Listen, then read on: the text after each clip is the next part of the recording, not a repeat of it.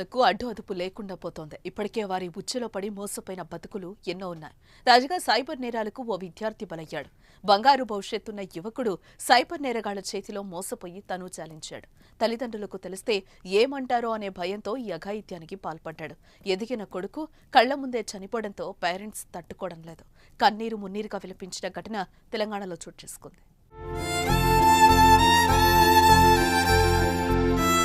కరీంనగర్ జిల్లా వీణవంక మండలం బేతిగల్ గ్రామానికి చెందిన గుమ్మడి సృజన్ ఉమా దంపతుల పెద్ద కుమారుడు రిషివర్ధన్ డిప్లొమా పూర్తి చేశాడు.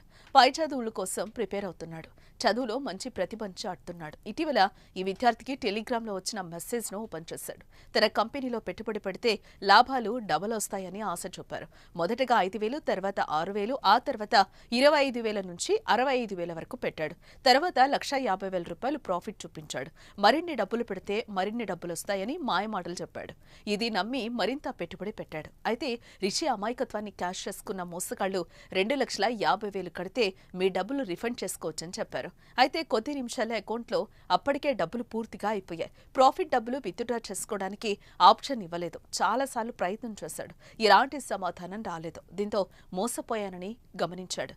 ట్రాన్స్ఫర్ చేసిన డబ్బులు మొత్తం లాగేసుకున్నారు. ఆయన అకౌంట్ నిల్గా మారిపోయింది. గమనించిన రిషివర్ధన్ తల్లిదండ్రులకు ఏం సమాధానం చెప్పాలో అర్థం కాక మానసికంగా ఇబ్బంది పడ్డాడు. డబ్బులు పోయిన విషయం గురించి బాగా ఆలోచించాడు. అయితే ఆత్మహత్యకు ముందు ఓ సూసైడ్ నోట్ రాశాడు.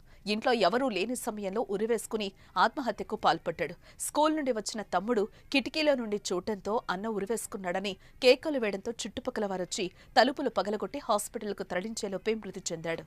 కన్న కొడుకు విగతజీవిగా మారడంతో తల్లిదండ్రులు కన్నీరు మున్నీరుగా విలపించారు. అమ్మా, నాన్న, నేను మోసపోయాను. నా చావుకి ఎవరూ కారణం కాదని సూసైడ్ నోట్లో రాసి చనిపోవడంతో కుటుంబ సభ్యులు, బంధువులు రోతన్లు మిన్నంటాయి. తండ్రి ఇచ్చిన ఫిర్యాదు మేరకు కేసు నమోదు చేసుకుని వీణవంక పోలీసులు దర్యాప్తు చేస్తున్నారు. ఇలాంటి మెసేజ్లు నమ్మొద్దని పోలీసులు సూచిస్తున్నారు.